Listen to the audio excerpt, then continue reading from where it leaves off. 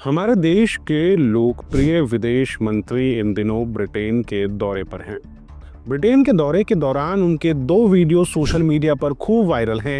एक वीडियो जिस पे वो पाकिस्तान के पत्रकार को जवाब देते हैं और दूसरा वीडियो जिसमें उनकी गाड़ी के आगे प्रदर्शनकारी खड़े हैं। नमस्कार, मैं सौरभ कुमार। आज के वीडियो में बात करेंगे कि आखिर कैसे खतरे में पड़ गई है जयशंकर की सुरक्षा और कितना मजबूत है खालिस्तानी आंदोलन।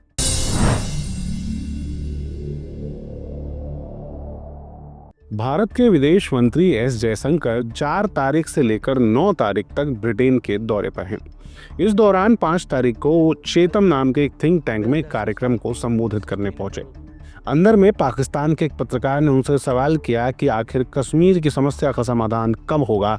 तब वो कहते हैं कि जैसे ही पाकिस्तान के कब्जे में है जो कश्मीर वो भारत के पास आ जाएगा, वैसे ही कश्मीर की समस्या का समाधान हो जाएगा। Actually, we have done, I think, a good job solving most of it. I think removing Article 370 was one step, number one.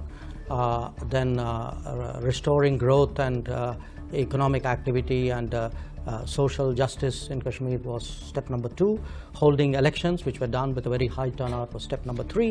I think the part we are waiting for is the return of the stolen part of Kashmir, which is on the under illegal Pakistani occupation. When that's done, I assure you, Kashmir solved. जब वो उस कार्यक्रम से बाहर निकलते हैं तो बाहर एक छोटी सी भीड़ खालिस्तान के नारे लगा रही थी। इस भीड़ ने जब एस जयशंकर को बाहर निकलते हुए देखा तो उनकी गाड़ी के सामने एक व्यक्ति पहुंच जाता है और तिरंगे को फाड़ देता है।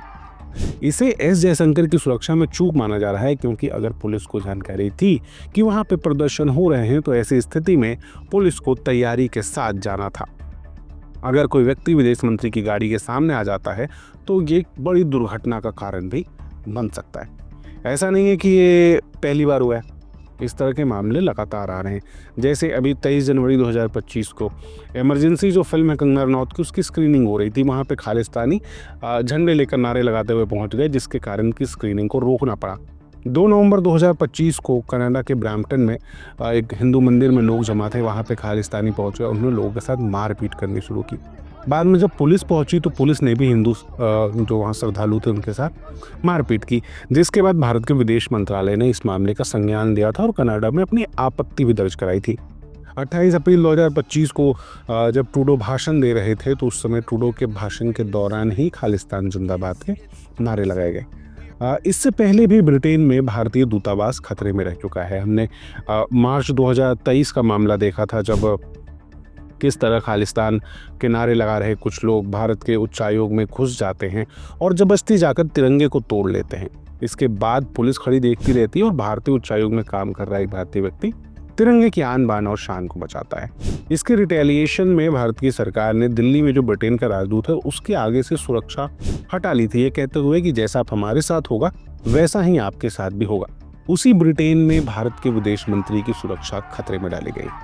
जब इस तरह की चीज़ें होती हैं तो एक हेडलाइन आती है, एक ऐसा सबकॉन्शियस माइंड में हमारे आता है कि खालिस्तानी आंदोलन विदेशों में बहुत मजबूती से चल रहा है। जब अभी ऐसा पहले भी हुआ है कि भारत सरकार हमेशा अपने उच्चायुक्त की सुरक्षा को गंभीरता से लेती है। जैसे 2013 के मामले में अमेरिका में एक राजदूत थी हमारी दिव्यानी कामागरे, वो जब अमेरिका में थी तो उनके वीज़ा में कुछ गलती हुई है ऐसा कह के उनकी स्ट्रिप सर्चिंग की गई थी, जिसके बाद भारत की सरकार ने एक्शन लेते हुए अमेरिका के दूतावास के बाहर से सुरक्षा हटा ली थी, जिसके बाद अमेरिका ने माफ़ी मांगी थी। अब अभी जैसे कि जनवरी 2025 में एक रिपोर्ट लीक हुई ब्रिटेन में। इस रिपोर्ट में बताया गया कि ब्रिटेन के लिए भी सिख एक्सट्रीमिज्म एक बड़ा खतरा है, खालिस्तानी एलिमेंट्स एक बड़ा खतरा है सुरक्षा के लिए, ब्रिटेन की सुरक्षा के लिए। ब्रिटेन की सरकार ने 2023 में अप्रैल 2023 में एक समिति बनाई थी। समिति का उद्देश्य ये समझना था कि कैसे सरकार जो है अलग अलग रिलीजियस ग्रुप्स के साथ रिएक्ट करती है, उनके साथ वो कैसे काम करती है। इस ग्रुप ने 21,000 से ज़्यादा लोगों के साथ जाकर के बात की।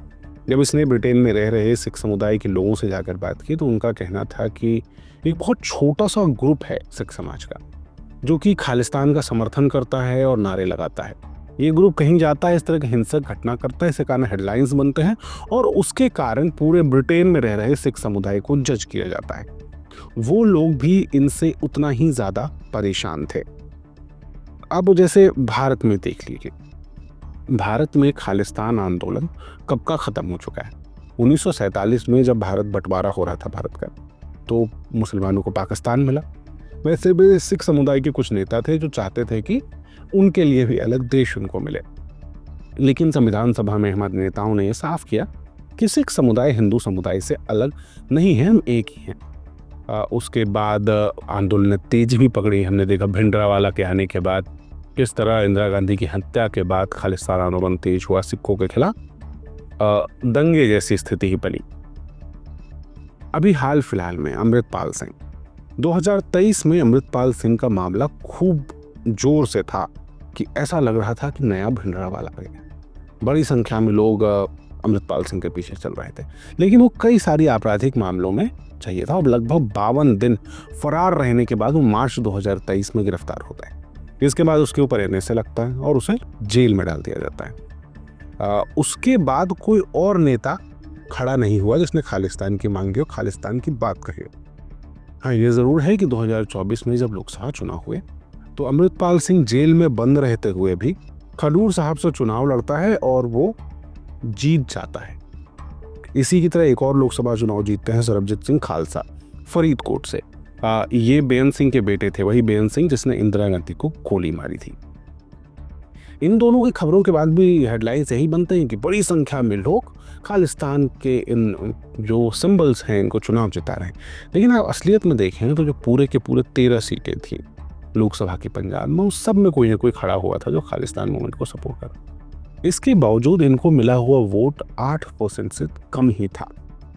ऐसे में यह नहीं मानना चाहिए कि अगर कुछ लोग कहीं पर कोई घटना करते हैं तो खालिस्तान आंदोलन बहुत मजबूत हो रहा है।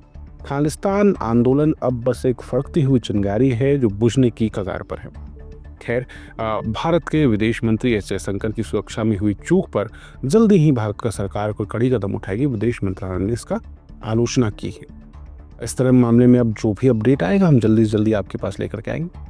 तब तक आप फेसबुक, ट्विटर, इंस्टाग्राम पर हमसे जुड़ सकते हैं और इस वीडियो को लेकर आपको क्या लगता है कमेंट करके बताएं।